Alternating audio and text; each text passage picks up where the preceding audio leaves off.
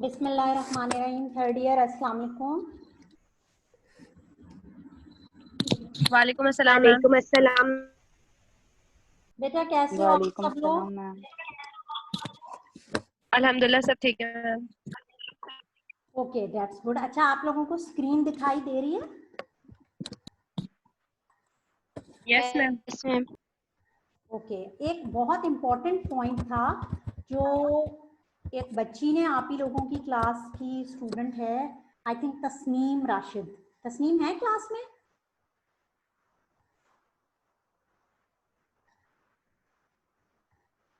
Tasneem, are you there? Yes ma'am है। Okay okay, good. Tasneem, thank you बेटा, तुमने एक बहुत इंपॉर्टेंट पॉइंट जो है वो हाईलाइट किया और जो मुझे अभी ये तुम्हारी पूरी पूरी क्लास से डिस्कस करना है। तो ये देखें भाई, ये बच्चों आप लोगों को स्क्रीन नज़र आ रही होगी और इस पे मैं आप लोगों के लिए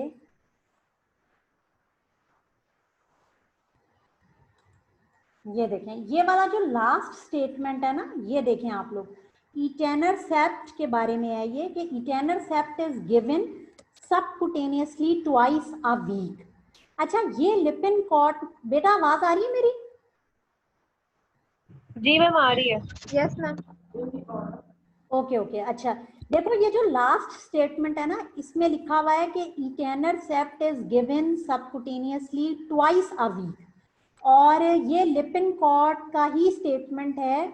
इनफैक्ट ये लिपिनकॉट से ही मैंने लिखा हुआ है और 6th एडिशन है ये, जो मोस्टली आप लोगों के पास भी है और LMS पे मैंने इसको सॉफ्ट फॉर्म में डाला हुआ भी है, ठीक है। अच्छा, अब तस्नीम ने मुझे ये चीज़ पूछी थी कि जो इनके पास एडिशन है, आप लोगों ने देखा होगा जो 7th एडिशन है, उसमें लिखा हुआ है कि etanercept is given subcutaneously once a week. तो ये दोनों स्टेटमेंट ट्रू हैं, गलत नहीं है, लेकिन ये कंफ्यूजिंग इसलिए हो रहे हैं कि इटेनरसेप्ट की यहाँ पर actually it is the matter of the dose. अगर आपके पास डोज 25 मिलीग्राम है ना, 25 मिलीग्राम अगर आप दे रहे हैं तो फिर आप वो देंगे ट्वाइस वीकली, ठीक है। और अगर आपके पास डोज है 50 मिलीग्राम तो फिर आप देंगे वंस वीकली। सही है बच्चों, मेरी आवाज आ रही है? ये समझ आ रहा है ये पॉइंट? Yes ma'am. ठीक है, तो ये आप सब लोग क्लियर कर लें कि ये दोनों स्टेटमेंट ट्रू हैं, यानी इटेनरसेप्ट आप ट्वाइस अ वीक भी दे सकते हैं और आप वंस अ वीक भी दे सकते हैं, लेकिन it's the matter of dose. और ये बुक में भी चाहिए कि इसको क्लियर करें। और एक जगह उन्होंने एक एडिशन में यूं लिख दिया और दूसरी जगह वैसे लिख दिया, तो this is somehow confusing. Actually उनको क्लियर करके लिखना चाहिए कि this is the matter of dose. If the dose is 25 milligram then आप उसको ट्वाइस अ वीक देंगे, और अगर इटेनरसेप्ट की डोज आप 50 मिलीग्राम ले रहे हैं तो फिर आप वंस अ वीक देंगे। दोनों केसेस में जो एरिया अंडर द कर्व है वो बिल्कुल सेम आता है, आप ये वाली डोजिंग दें या ये वाली डोजिंग दें। सही है तस्नीम? तो थैंक यू बच्चे, ये स्टेटमेंट दोनों ठीक है, बस इसको इस तरह क्लियर कर रहे हैं आप लोग। सही,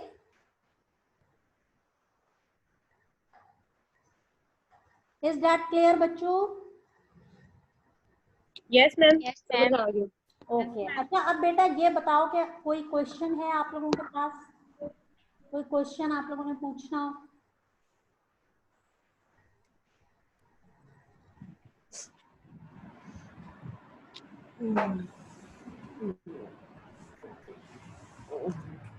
यस मैम, एक क्वेश्चन है मेरे पास। हाँ पूछो माहा। मैम ये एटिपिकल एंटी डिप्रेसेंट जो है वो ब्यूप्रोपियोन, जी वो ना यूज करते हैं एलिवेट द सिम्टम्स। तो हम्म, मैम ये लाइन कुछ समझ में नहीं आ रही थी। अच्छा ठीक है। देखो, एलिविएशन का मतलब ये होता है, मैं एक ये एक्सप्लेन कर दें कि हम उसको एलिवेट करने के लिए यूज करते हैं। ओके ओके ठीक है बेटा, ये मैं ज़रा स्क्रीन को आप लोगों के लिए क्लियर कर लेती हूँ ज़रा। ये देखो, ये एक लफ्ज होता है एलिविएट, वहां ये वाला वर्ड लिखा हुआ है, यही वाला वर्ड की बात करियो ना माँ हम। Yes ma'am. हाँ, ये जो वर्ड एलिविएट होता है ना, इसका मतलब होता है टू इम्प्रूव। अच्छा, दो वर्ड होते हैं, एक ये एलिविएट होता है और एक ये होता है एलिवेट। ठीक है, एलिवेट का मतलब होता है इंक्रीज करना, लेकिन ये जो एलिविएट वाला वर्ड होता है ना, इसका मतलब होता है इम्प्रूवमेंट। तो जो आप जैसे ब्यूप्रोपियोन का कह रहे हो ना बेटा कि this alleviate the symptoms, it means कि इट इम्प्रूव्स द सिम्टम्स, इसका मतलब है इम्प्रूव। सही है? Is that clear Maham? Yes ma'am, thank you so much. Okay, you welcome बेटा। और बेटा कोई क्वेश्चन है किसी के पास? Any question? मैम पार्किंसन और पार्किंसोनिज्म को प्लीज एक दफा डिटेल में बता दें। ओके, अच्छा देखो, पार्किंसोनिज्म बेसिकली कहते हैं उन सिम्टम्स को, मैं लिख भी देती हूँ। पार्किंसोनिज्म जो है ना, ये बेसिकली सिम्टम्स हैं। कौन से सिम्टम्स? जो आपने पार्किंसंस में पढ़े हैं। पार्किंसोनिज्म में क्या होता है? ट्रेमर्स होते हैं, जर्क्स होते हैं, मूवमेंट्स के प्रॉब्लम होते हैं, यही होते हैं ना पार्किंसंस के। क्या सिम्टम है, कोई बताएगा मुझे? Ma'am slowness in movement, tremor, और मैम ये शेकिंग, पोस्चरल रिजिडिटी, इनेबिलिटी हो जाती है। हाँ बिल्कुल, डिफिकल्टी इन वॉकिंग, ये सब। एग्जैक्टली। तो ये जो पूरा का पूरे ये सारे के सारे जो अभी आप लोग सिम्टम्स बता रहे हैं, यानी शेकिंग है, ट्रेमर है, जर्क्स हैं, या जो मूवमेंट में इनेबिलिटी आ रही है, यानी एक्स्ट्रा पायरामिडल टाइप ऑफ जो सिम्टम्स होते हैं ना, ये सारा का सारा यानी पूरे के जो सिम्टम्स है ना, इनको हम कंबाइनली कहते हैं पार्किंसोनिज्म। ठीक है, और अगर मैं कहूं कि पार्किंसंस डिजीज, तो ये एक न्यूरो डीजेनरेटिव डिजीज है, प्रॉपर न्यूरो डीजेनरेटिव डिजीज है, जिसमें हमने ये डिस्कस किया कि डोपामिनर्जिक न्यूरॉन सब्सटेंशिया नाइग्रा में डैमेज या डिस्ट्रॉय होना शुरू हो जाते हैं, और इसके सिम्टम्स हैं ये पार्किंसोनिज्म, यानी पार्किंसोन। अच्छा मैम, अगर हम इडियोपैथिक की बात करें तो वहाँ पार्किंसन आता है, और जो नॉर्मल हमारे पास जो नॉन सिम्टम्स हैं वो पार्किंसोनिज्म में इंक्लूड है। हाँ देखो, एक चीज तुम सही कह रही हो मरियम, लेकिन इसमें है ये कि पार्किंसोनिज्म तो आप बेसिकली उन तमाम सिम्टम्स को कह रहे हैं जो ये एक्स्ट्रा पायरामिडल टाइप सिम्टम्स हैं, लेकिन पार्किंसन डिजीज प्रॉपर वो डिजीज है जो कि न्यूरो डीजेनरेटिव है, न्यूरो डिजेनरेशन का और होता है। मोस्टली ये ठीक है। इडियोपैथिक है, यू आर राइट। और इसमें ये सारे सिम्टम यानी पार्किंसोनिज्म के आना शुरू हो जाते हैं, और ये डोपामिनर्जिक न्यूरॉन के डैमेज होने से होते हैं। अब अगर तुम लोग थोड़ा सा रिकॉल करो तो जो एंटी साइकोटिक एजेंट्स होते हैं, पर्टिकुलरली मैं फर्स्ट जेनरेशन की बात कर रही हूँ, first generation anti psychotic agent से क्या होता है, उनके साइड इफेक्ट्स क्या हैं? पार्किंसोनिज्म। ऐसा ही है ना? Yes ma'am. यानी एंटी साइकोटिक एजेंट्स जो फर्स्ट जेनरेशन है, क्योंकि वो D2 रिसेप्टर्स को ब्लॉक कर रहे होते हैं, तो D2 रिसेप्टर्स को ब्लॉक करने की वजह से क्या होता है कि पार्किंसोनिज्म डेवलप हो सकती है पेशेंट में। और अगर ये चीज प्रोलॉन्ग टर्म तक चली जाए, क्योंकि वो D2 रिसेप्टर को ब्लॉक करें, डोपामीन की कंसंट्रेशंस पे अफेक्ट डाल सकते हैं, तो प्रोलॉन्ग केसेस में यही parkinsonism can be converted into a proper Parkinson's disease. ठीक है मैम। ठीक है, क्लियर हो गया ना? यस मैम, क्लियर हो गया। ओके बेटा, दैट्स गुड। और कोई क्वेश्चन बच्चों? जी मैम, एक क्वेश्चन था, क्यूरी है बेसिकली ड्रग में ना, एंटी साइकोटिक ड्रग एमेंटाडीन। जी मैम, हम लोग तो बेसिकली D2 रिसेप्टर्स को ब्लॉक करवा रहे होते हैं, या एंटी साइको वो एसिटाइल कोलिन की। तो मैम इसमें लिखा हुआ है एमेंटाडीन में कि हम लोग डायरेक्टली D2 रिसेप्टर्स को ब्लॉक नहीं करवाते, हम एक रिसेप्टर होता है A2A या 2AA, ये मुझे मिला नहीं बुक में भी, उसको ब्लॉक करते हैं, वो ब्लॉक करवाता है D2। तो ये आप मुझे एक्सप्लेन कर दें कि इसके बाद रिसेप्टर ब्लॉक होते हैं, या डायरेक्टली D2 भी रिसेप्टर है एमेंटाडीन से हो जाता है ब्लॉक। ओके, बेसिकली ये होता ये है कि जो एमेंटाडिन है ये बेसिकली एक एंटीवायरल ड्रग है, ये तो आपको पता है ना। और जी मैम पता है। हाँ, ये देखा गया था कि ये इफेक्टिव है पार्किंसंस में, और पार्किंसन डिजीज में जो इसका एक इफेक्टिव मैकेनिज्म ऑफ एक्शन है, आई टोल्ड यू प्रीवियसली कि वो अभी तक क्लियर नहीं है। जो अब तक इस्टेब्लिश्ड मैकेनिज्म ऑफ एक्शन है वो ये है कि ये एडिनोसिन रिसेप्टर्स को बेसिकली ब्लॉक कर देता है, ठीक है। और ये एडिनोसिन रिसेप्टर्स आगे जाके कनेक्ट हो जाते हैं D2 रिसेप्टर्स के साथ। तो आप कह रहे हो कि इसका लिंक कैसे है D2 रिसेप्टर से, तो एडिनोसिन बेसिकली ब्लॉक करता है एडिनोसिन रिसेप्टर, सॉरी एमेंटाडिन जो है ये बेसिकली एडिनोसिन रिसेप्टर्स को ब्लॉक करता है, और ये फर्दर आगे जाके D2 रिसेप्टर्स को ब्लॉक करते हैं, यानी indirectly they are going to affect the concentration levels of dopamine. Dopamine ही को अफेक्ट कर रहे हैं ये, जिसकी वजह से ये पार्किंसंस में इफेक्टिव है। Good question. ये क्लियर हो गया बिस्मा, समझ आ गई ये? जी मैम। ठीक है बच्चों, ये बाकी क्लास को भी समझ आ गया एमेंटाडिन का mechanism of action? Yes ma'am, समझ आ गई। Okay good. Next question.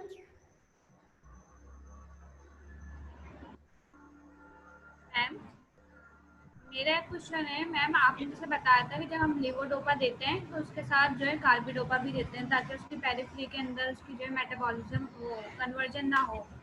तो मैम उसका जो दूसरा पाथवे होता है जिससे वो 3O मिथाइल डोपा में कन्वर्ट हो रहा होता है, तो इसके साथ अगर मतलब हम लीवोडोपा कार्बिडोपा तो दे दिया हमने, लेकिन अगर हम देखें तो वो भी तो उससे कन्वर्ट हो सकता है ना, मतलब कॉम्ट के जरिए जो है वो पेरिफेरी में ओ मिथाइल 3O मिथाइल डोपा में भी तो कन्वर्ट हो सकता है।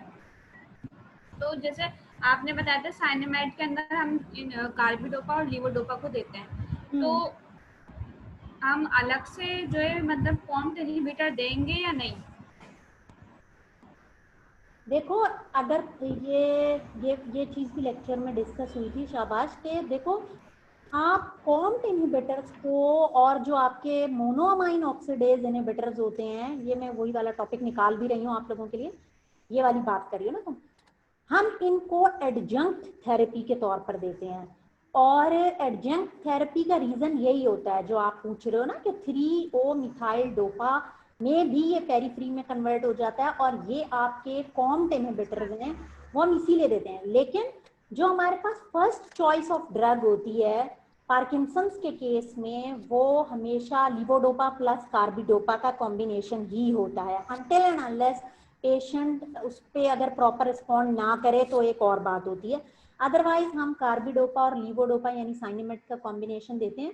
और यूजुअली ये वाला प्रॉब्लम अगर आता है तो फिर उस सूरत में आपको याद होगा कि मैंने ये बताया था कि हम एडजंक्ट थेरेपी के तौर पर ये जो कॉम्ट इनहिबिटर्स हैं यानी टॉलकेपोन और टॉलकेपोन और एंटाकेपोन वगैरह जो हैं ये देते हैं। और बहुत सारी जगहों पर हम ये सेलेजिलीन भी दे रहे होते हैं, क्योंकि ये भी डोपामीन को कन्वर्ट डोपैक में करवा सकता है, और हमें हर सूरत डोपामीन के लेवल बढ़ाने होते हैं, तो हम एडजंक्ट के तौर पर सेलेजिलीन भी ऐड कर देते हैं ताकि यहाँ डोपामीन का लेवल बढ़े, या फिर टॉलकेपोन को ऐड कर देते हैं जो आपके कॉम्ट इनहिबिटर्स होते हैं, ताकि ये वाली कन्वर्जन ना हो और डोपामीन के लेवल बढ़ें। डिपेंड करता है बेटा ये पेशेंट टू पेशेंट। बहुत सारे पेशेंट अगर इसी पर आपको अगर कार्बिडोपा और लीवोडोपा पर ही अगर इफेक्टिव आपको रिस्पॉन्स दे रहे हैं और कोई प्रोनाउंस्ड एडवर्स इफेक्ट नहीं आ रहे, उनकी क्वालिटी ऑफ लाइफ और डिजीज कंडीशन इंप्रूव हो रही है, फिर आप इसी पर ही लिखते हैं इसको, ठीक है। मतलब ये नेसेसरी नहीं है, अगर कुछ प्रॉब्लम्स अगर आएंगी तो फिर हम देंगे ये? बिल्कुल नेसेसरी नहीं है, लेकिन अगर पेशेंट को एडवर्स इफेक्ट बहुत ज़्यादा आ रहे हैं या इस थेरेपी के ऊपर प्रॉपर रिस्पॉन्स नहीं आ रहा है, तो फिर आप जो है उसको ऐड कर सकते हैं, और फिर आप मॉनिटरिंग भी रखेंगे। If you have added this combination और आपको लग रहा है कि अब पेशेंट के सिम्टम्स अच्छे इंप्रूव हो रहे हैं, तो फिर आप इसको कंटिन्यू रखें। समटाइम हम लो डोज से स्टार्ट करते हैं, अगर वो लो डोज पर ही रहे फिर आप उसको हाई पे ले जाते हैं। अगर फिर भी इफेक्टिव ना हो फिर हम कोई और एजेंट ऐड कर देख सकते हैं, ठीक है।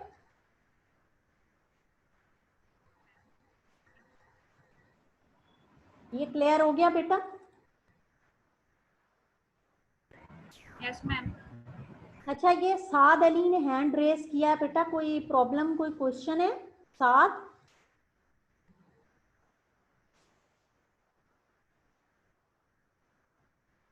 Saad, are you there? You have raised hand. Any question? Ma'am जी जी मैम, ये लीवोडोपा जो डोपामीन में इस डायग्राम में कन्वर्ट हो रहा है, तो हमें कैसे पता चलेगा कि हमें सेलिजिलीन वाले माओ बी इनहिबिट करने हैं या ये नीचे वाले कोम्ट इनहिबिटर्स? देखो, इसमें ये होता है बिस्मा कि ये आपकी पेरिफेरी में ये काम हो रहा है और ये वाला कन्वर्जन आपके सीएनएस या स्ट्राइएटम में भी हो रहा है। आपको सिर्फ ये देखना है कि पेशेंट कॉम्ट के साथ ज्यादा अच्छा रिस्पॉन्ड कर रहा है या सेलेजिलीन के साथ ज्यादा अच्छा रिस्पॉन्ड कर रहा है। मोस्टली हम कॉम्ट इनहिबिटर्स को पहले ऐड करते हैं और अगर पेशेंट उस पर अच्छा रिस्पॉन्स देता है तो हम उसी को कंटिन्यू रखते हैं। अगर पेशेंट का रिस्पॉन्स उस पर अच्छा ना आ रहा हो तो फिर हम सेलेजिलीन भी डाल देते हैं।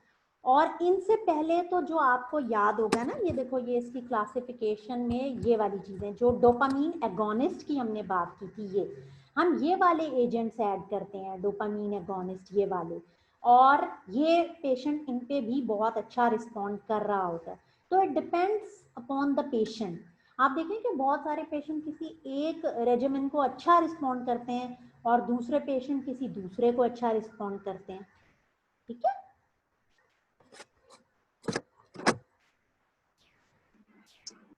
Okay ma'am.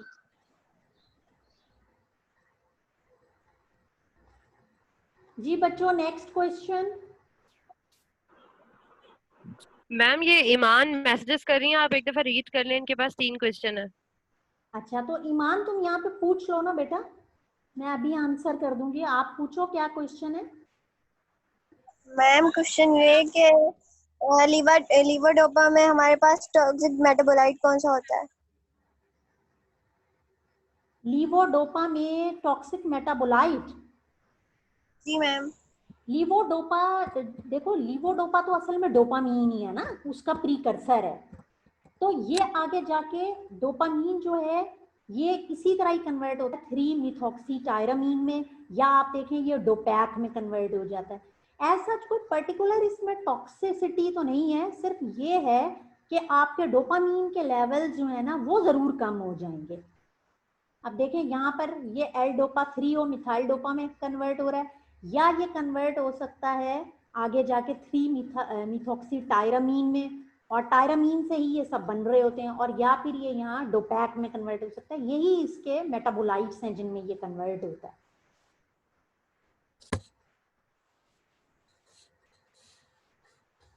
ईमान, क्लियर हुआ ये पॉइंट? जी मैम हो गया। मैम नेक्स्ट क्वेश्चन ये कि एक काइनेसिया, डिस्काइनेसिया और ब्रेडिकाइनेसिया ये तीनों एक बार डिफाइन कर दें। अच्छा ठीक है, ये कोई और कर सकता है क्लास में से? Can anyone else differentiate the 3 terms, akinesia, bradykinesia and dyskinesia?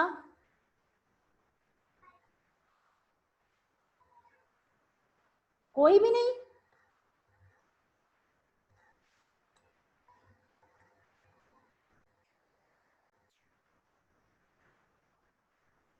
Tasneem, सारा, सानिया, कोई भी नहीं? Boys? Ma'am ma'am hello. Movement disorder है ये। जी जी बताइए। मैम मूवमेंट डिसऑर्डर है। हाँ, वो तो तीनों ही मूवमेंट। अगर मैम एक अनीसिया एकाइनेसिया होगा तो मतलब बिल्कुल एब्सेंस ऑफ मूवमेंट होगा, ब्रेडी मतलब कम हो जाना, और डिस मीन्स के एबनॉर्मल मूवमेंट। यस, शाबाश। ये किसने आंसर किया? मरियम ने?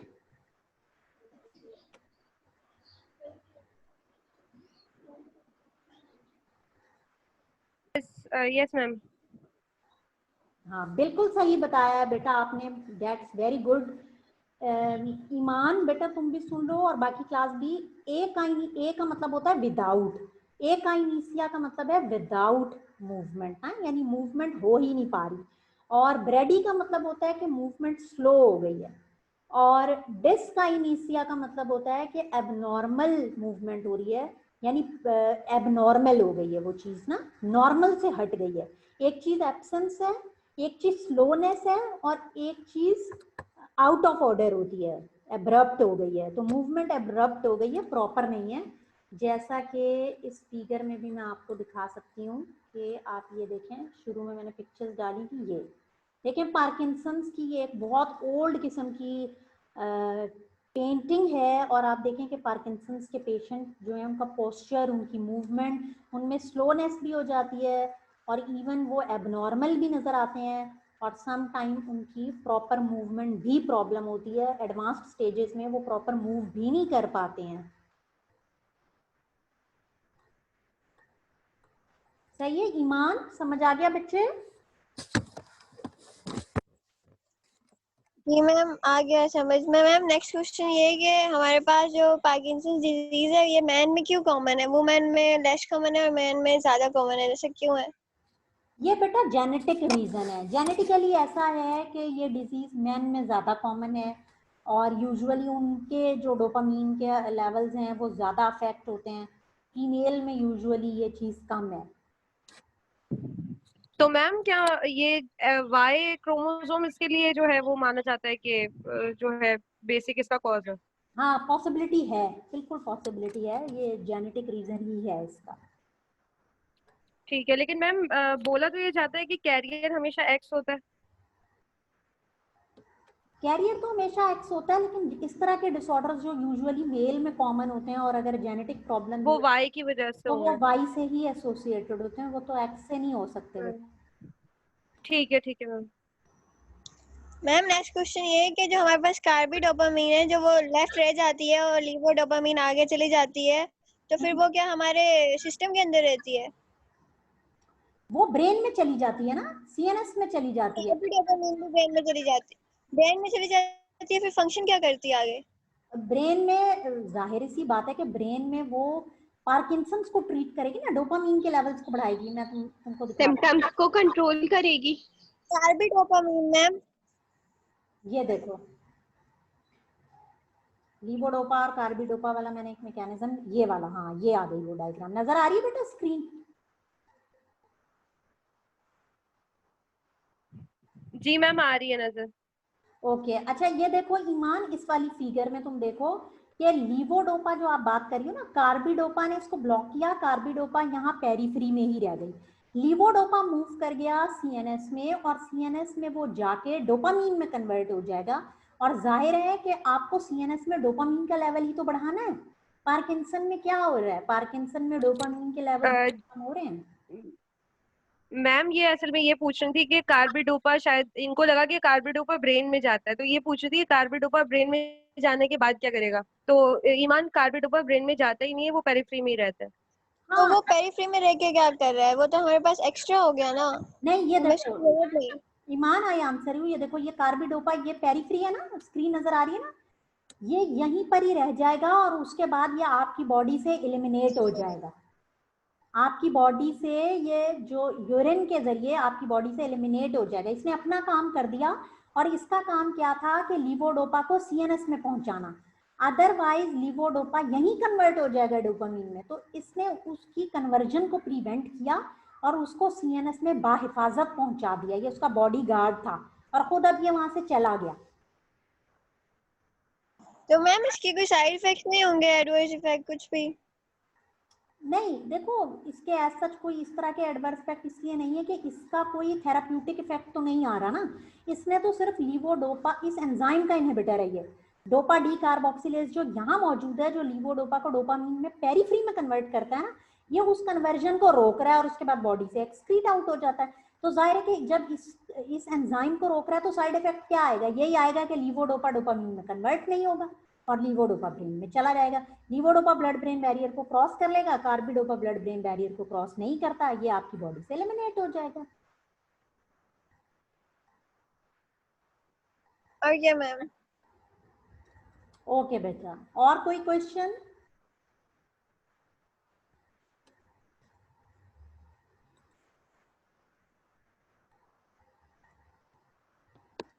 हेलो मैम, अस्सलाम वालेकुम। वालेकुम अस्सलाम। मैम आपने जो असाइनमेंट हमें नेक्स्ट दिया है वो थेराप्यूटिक गैसेस से रिलेटेड है। तो मैम उसमें हमने जो इनहेल्ड एनेस्थीसिया हमने पढ़े थे, हम एक उसको मिनट उसमें ऐड कर सकते हैं कि नहीं? क्योंकि मैम देखिए आइसोफ्लोरेन और खुशबक, थोड़ा सा ऊंचा बोलना, तुम्हारी आवाज शुरू में मुझे सुनाई नहीं दी। मैम मैं कह रही हूँ कि आपने जो हमें नेक्स्ट असाइनमेंट दिया है थेराप्यूटिक गैसेस का, मैम उसमें हम इनहेल्ड एनेस्थीसिया को ऐड कर सकते हैं कि नहीं? क्योंकि मैम देखें वो हम ले तो एज अ इनहेलेशन रहे, लेकिन मैम अगर हम आइसोफ्लोरेन और इनको देखें तो ये हमारे पास एज अ लिक्विड मौजूद है। नहीं, आपके पास उसमें से जो तो मैम गैस उनके है एडिशन हम वो नाइट्रस ऑक्साइड है सिर्फ, ये आइसोफ्लूरेन वगैरह तो जी गैसेस नहीं है ना, ये तो लिक्विड है। एज अ ड्रग यूज हो रही है। हाँ हाँ, आप नाइट्रस ऑक्साइड को बिल्कुल ऐड कर सकते हैं। जी मैम वो तो चलो ठीक है मैम। ठीक एंड है। मैम सेकेंडली आपने जो लास्ट लेक्चर जो आपने अपलोड किया है गाउट से रिलेटेड, मैम एक्चुअली उसका अभी टाइम नहीं मिला तो वो कंप्लीट हो सकता है, अभी हाफ ही सुना है मैम। लेकिन उससे रिलेटेड एक सवाल ये था कि हमारे पास नॉर्मली काफ़ी ज़्यादा पेशेंट्स होते हैं हाइपरटेंशन और बाकी ओबेसिटी इनसे रिलेटेड, लेकिन सब में मैम गाउट और इन जैसी चीज़ें हमें नहीं मिलती, वो स्पेसिफिक पेशेंट्स में ही मिलती हैं। तो मैम बाकी पेशेंट्स में वो किस तरह यूरिक एसिड नॉर्मली चल रहा होता है, और फिर उन पेशेंट्स में जिनमें ये शो हो जाता है उनमें ऐसी क्या चीज़ हो जाती है कि वो कंट्रोल नहीं कर सकते इसको? ओके, अच्छा मैं ये बताती हूँ तुमको। देखो, गाउट में बेसिकली एक प्रॉब्लम आता है हाइपर यूरिसीमिया का। बेटा आपको स्क्रीन दिखाई दे रही?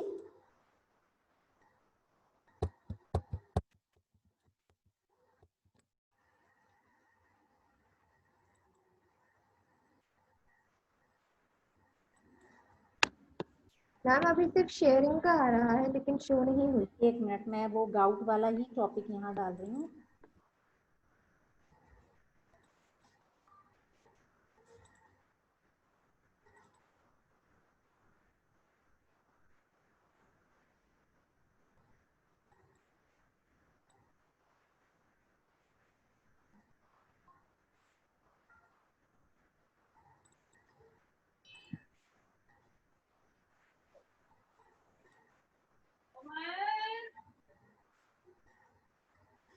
फिर स्क्रीन शेयर होने में कुछ प्रॉब्लम हो रहा है। अच्छा खैर, एनीवे देखो, गाउट में होता ये है कि बेसिकली यूरिक एसिड के जो लेवल्स हैं ना वो बढ़ जाते हैं।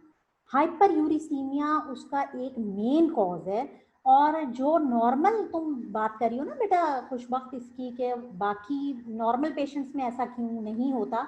नॉर्मल में ऐसा इसलिए नहीं होता कि एक नॉर्मल लेवल्स हैं आपकी बॉडी के अंदर यूरिक एसिड के, और वो जो नॉर्मल लेवल्स हैं वो यूजुअली एक जो मैकेनिज्म चल रहा होता है ना, वो ऑलरेडी चल रहा होता है कि आपके इतना ब्लड के अंदर जो है वो मौजूद रहेगा, यूरिक एसिड का इतना लेवल है और इतना आपके किडनी से एक्सक्रीट आउट हो जाता है, वो सब उसी तरह से चलता रहता है।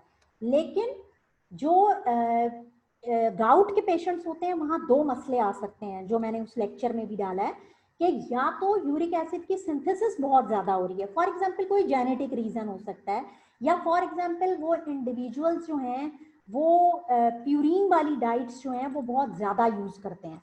अब ऐसे केसेस में अगर वो प्यूरिन की डाइट्स बहुत ज़्यादा यूज़ करेंगे और उनकी बॉडी में ये चीज़ बहुत ज़्यादा आ रही है, तो फिर ये प्रॉब्लम उनको आ सकता है कि उनके जो गाउट के लेवल्स हैं वो बढ़ जाएंगे बॉडी में।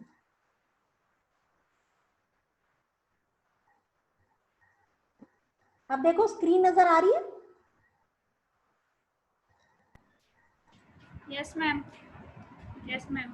ओके, अब ये देखो, यहाँ पर देखो खुशबा कि देखो जनरली क्या होता है कि आपकी डाइट से यूरिक एसिड बन रहा है, आपके जो एंडोजेनस प्यूरिन है वहां से यूरेट बन रहा है, टिश्यू न्यूक्लिक एसिड से यूरेट बन रहा है और हाइपर यूरिसीमिया हो रहा है। ये या तो ओवर प्रोडक्शन होगी या अंडर एक्सक्रीशन होगी। अब अगर हाइपर यूरिसीमिया तो इसकी वजह से गाउट हो सकता है, इसकी वजह से टिश्यू डेपोजिशन हो सकती है, रीनल प्रॉब्लम हो सकते हैं, कार्डियोवास्कुलर प्रॉब्लम हो सकते हैं। लेकिन जिन इंडिविजुअल में अगर ओवर प्रोडक्शन नहीं है और अंडर एक्सक्रीशन भी नहीं है तो यूरिक एसिड का लेवल बॉडी में नॉर्मल रहता है, वो इंक्रीज नहीं होता। लेकिन अगर हाइपरयूरिसीमिया हो जाए तो फिर this can lead to gout. और मैंने बताया था कि हाइपरयूरिसीमिया मस्ट होगा गाउट में, लेकिन जरूरी नहीं है कि हाइपरयूरिसीमिया अगर है तो गाउट हो भी। बहुत सारे केसेस में हाइपरयूरिसीमिया होता है लेकिन वो आगे एक्यूमुलेट नहीं होता, गाउट की तरफ नहीं जाता। Is that clear?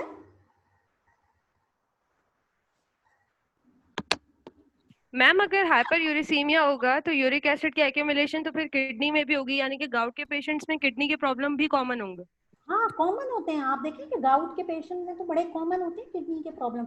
और अगर इनिशियल ना हो तो फ्यूचर में जाके अगर आप उनको ट्रीट ना करें तो लाजमी डेवलप हो जाते हैं उनमें किडनी के मसले मसाइल, क्योंकि यूरिक एसिड तो क्लियर ही वहीं से ठीक है मैम। हाँ एग्जैक्टली वो होता ही वहीं पर है, किडनी स्टोन वही डेवलप कर रहा होता है। वहीं से हो रहा होता है। बिल्कुल बिल्कुल। सदफ आपने हैंड रेज किया हुआ, कोई क्वेश्चन है बेटा? Sadaf Nisar, is there any question? No ma'am, गलती से हो गया था, सॉरी। अच्छा अच्छा। और बेटा कोई क्वेश्चन है? खुशबख्त को ये पॉइंट समझ आ गया जिसने क्वेश्चन पूछा था?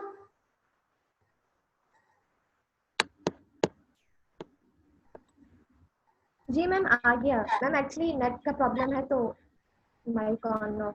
अरे हाँ भाई, आज नेट का हमारी तरफ भी बड़ा मसला है। अभी जो पिछली वाली क्लास ली है वो तो इतनी मुश्किल से ली है मैंने, बार बार डिस्कनेक्ट हो रहा था, बार बार डिस्कनेक्ट हो रहा था, तभी आप लोगों की क्लास थोड़ी लेट भी हो गई आज।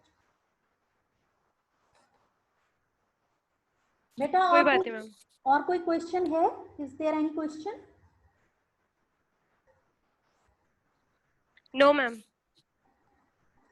कंफर्म पूरी क्लास? बाकी की क्लास मैं सबसे पूछ रही हूँ बेटा, श्योर कोई क्वेश्चन तो नहीं है?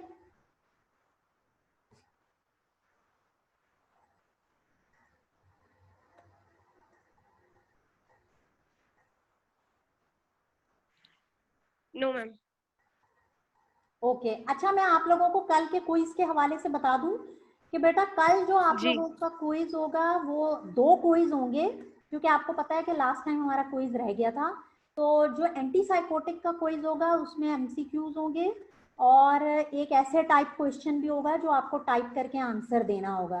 और जो सेकंड क्विज है आप लोगों का वो पार्किंसन डिजीज पर होगा और उसमें आपके ट्रू फॉल्स के स्टेटमेंट होंगे। ठीक है? ठीक है, मतलब मैम जो टाइपिंग वाले वो एक ही क्वेश्चन दिया है आपने? हाँ वो एक ही होगा या 2 क्वेश्चन होंगे। ठीक है? और आप लोगों को एक ही सही अटेम्प्ट है, ठीक अलाउड है। होगा, एक अटेम्प्ट होगा, ये बार बार अटेम्प्ट्स नहीं होंगे उसमें। ठीक है? ठीक है मैम। ठीक है मैम। ओके। और सेकंड ये कि फिर अब हमारी क्लास फ्राइडे को, सॉरी थर्सडे को होगी, फ्राइडे की तो ईद है, आपको एडवांस में ईद मुबारक। हमारी जो है परसों खैर फिर, मुबारक। जिसमें हम लोग ये डिस्कस करेंगे, ये क्विज को डिस्कस करेंगे हम। ठीक है? ठीक है मैम। सही बच्चों, फिर अब कोई क्वेश्चन नहीं है, मैं क्लास एंड कर दूं? मैं आई यस एंड मैम, द ठीक है। क्लास? Okay ma'am. बाकी बच्चे, एक बच्ची से जवाब आ रहा है मुझे सिर्फ। Yes ma'am. मैम जितनी देर में माइक ऑन होता है ना। जी मैम, बस thank you so much. Okay बच्चों, फिर टेक केयर, मैं क्लास को एंड मैम कर एक रही हूँ। क्वेश्चन है। हाँ हाँ बेटा, पूछो पूछो। मैम मेथोट्रेक्सेट जो है वो कॉम्बिनेशन में यूज करते हैं दूसरी ड्रग्स के साथ, बाकी ड्रग्स हम यूज क्यों नहीं करते कॉम्बिनेशन में? अच्छा हाँ, ये क्वेश्चन अभी मुझसे पिछली क्लास में भी पूछा था किसी ने कि मीथोट्रेक्सेट जो है ना, देखो मैंने आपको ये बताया था कि मीथोट्रेक्सेट मेन स्टे है डीमार्ट्स का आर्थराइटिस को ट्रीट करने के लिए, रूमेटॉइड आर्थराइटिस का। और अभी तक हमारे पास, ऑल्दो कि मीथोट्रेक्सेट एक एंटी कैंसर ड्रग है, लेकिन ये एक बहुत इफेक्टिव ड्रग है as a DMARD disease modifying agent है आर्थराइटिस में, रूमेटॉइड आर्थराइटिस में। और ख़ास तौर पर ये अलोन और कॉम्बिनेशन में अगर हम देते हैं तो इसका इफेक्टिवनेस सबसे ज़्यादा आती है।